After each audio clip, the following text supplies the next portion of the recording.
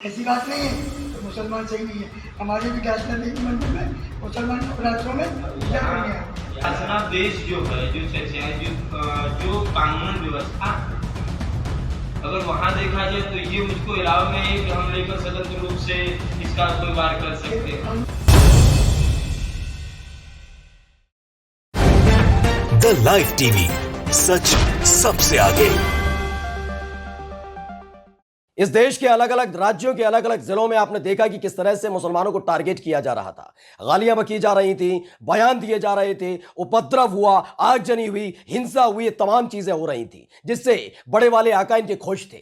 लेकिन अब ऐसे ही नफरती गैंग के लोगों को मुंह तोड़ जवाब दिया जा रहा है, इन्हें लताड़ा जा रहा है, फटकारा जा रहा है। आज हम आपको दिखाने जा रहे हैं कि कैसे जब ये नफरती गैंग के सदस्य मंच पर खड़े होकर अलग अलग तरीके से मुसलमानों के खिलाफ जहर उगल रहे थे तो इन्हें घेर लिया गया, इनसे सवाल पूछे गए, मुंह लटक गया इनका, लताड़ा और फटकारा गया है। नमस्कार, मैं हूं प्रज्वल गौतम और आप देख रहे हैं द लाइव टीवी। सबसे पहले एक संत की बात करेंगे जो वाराणसी पहुंचा था कुल्हाड़ी लेकर। नाम है यति कृष्णानंद। हाल ही में आपने को हमने दिखाया भी था कि कैसे कुल्हाड़ी लेकर वो पहुंचा था और कह रहा था पूर्वांचल से वो शुरुआत करेगा सफाया करने की। इसी कुल्हाड़ी से कई मुसलमानों को काट कर रख देगा, उनका नरसंहार कर देगा, खुलेआम चीख रहा था वो। लेकिन इन सब के बीच जब वो एक संत के साथ बहस करने बैठा तो संत ने उसकी खटिया खड़ी करके रख दी। उसने उससे तमाम सवाल पूछे, बार बार कुल्हाड़ी दिखाकर वो बताता रहा इससे काट दूंगा। उसने कहा ये कानूनन नहीं है, फालतू बात करना बंद करो। पहले वीडियो देख लीजिए। हम कुरान को मानने वाले इस्लाम के खिलाफ है, हम हदीस को मानने वाले इस्लाम के खिलाफ है। ऐसी बात नहीं है तो मुसलमान सही नहीं है। हमारे भी राजनीतिक मंदिर में मुसलमान राज्यों में यहाँ विषय ये बनता है कि जैसे राक्षस है जिसके ब्लड में ही अवगुण भरे हों, वो कहाँ सुधर सकता है? हाँ तो फिर अच्छा, फिर शासनादेश जो है, जो चर्चा है, जो कानून व्यवस्था है, अगर वहाँ देखा जाए तो ये मुझको अलावा में है कि हम लेकर स्वतंत्र रूप से इसका कोई वार कर सकते हैं। हाँ अच्छा, क्या उनके लिए कानून नहीं है? बिल्कुल है। क्या उनकी मस्जिद में जब निकलता है कि इस्लाम खतरे में है, अल्लाहू अकबर, जिहाद हमारे में मना नहीं है इसको रखना, ये तो स्वतंत्र रूप से रख सकते हैं, इससे ऐसा नहीं है। लेकिन जो लक्ष्य है कि उनको मुक्त होना इस भारत देश से, ये मुक्ति कर लेना, क्या ऐसा संभव है? बिल्कुल है। कौन सा संतों के कौन सा संत करते हैं? संभव है मुस्लिम विचारधारा। तो कृष्णानंद बार बार कुल्हाड़ी दिखाकर ये बताने की कोशिश कर रहा था कि मुसलमानों को काट देना चाहिए। उसको मुसलमानों से दिक्कत नहीं है, उसे हदीस से दिक्कत है। उसे दिक्कत है जो ये कुरान पढ़ते हैं, उसे तमाम लोगों से दिक्कत है और उसका इलाज सिर्फ कुल्हाड़ी है।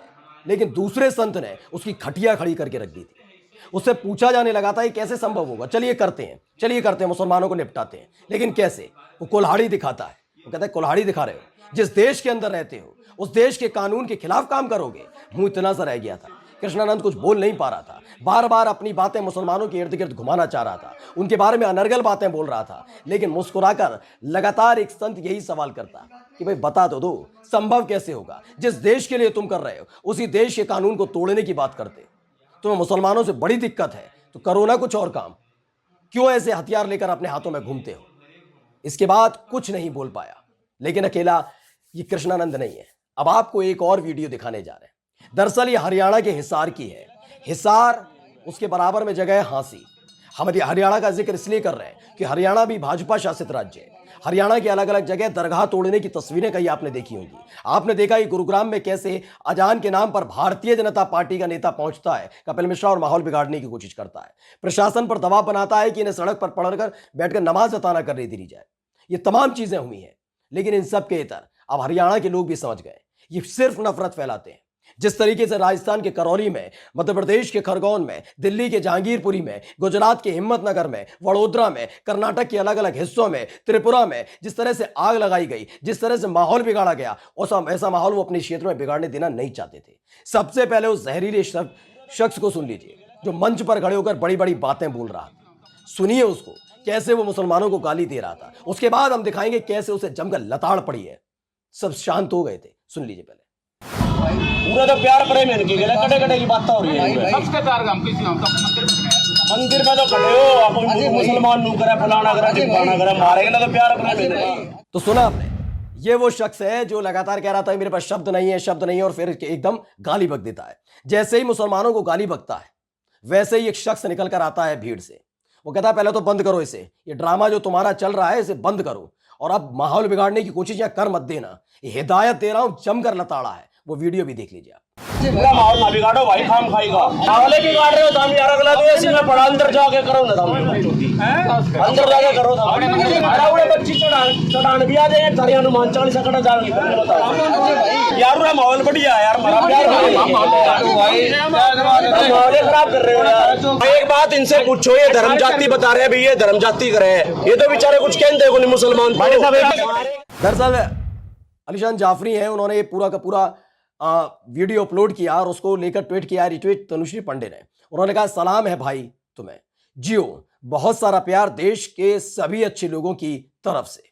वाकई जैसे ही शख्स ने आवाज उठाई थी उसके बाद जो वहां पर गालियां बक रहे थे, नफरत फैलाने का काम कर रहे थे, सोचिए ये मंदिर को मानते हैं, ये भगवान को मानते हैं, मंदिर के अंदर खड़े होकर उसके साथ ठीक सामने खड़े होकर पीछे भगवान जी की मूर्तियां लगी हुई है, ये गालियां बक रहे हैं, नफरत फैलाने का काम कर रहे हैं। ये देश सुधारेंगे जो खुद बेरोजगार हैं, इनके पास रोजगार के नाम पर यही है कि आप जाइए जगह जगह चौक चौराहे गलियों में पहुंचकर लोगों को उकसाइए, गालियां बकिए मुसलमानों को। लेकिन अब लोग समझ गए, आपने देखा जैसे ही मंच पर उसने गाली बकी, भीड़ से एक शख्स निकल कर आता है, अपने ही अंदाज में कहता है इसे बंद कर देना, आज के बाद यहां तो बिल्कुल गाली मत बकना, यहां माहौल बहुत अच्छा है, क्यों बिगाड़ने की कोशिश कर रहे हो, किसने ठेका दे दिया तुम्हें।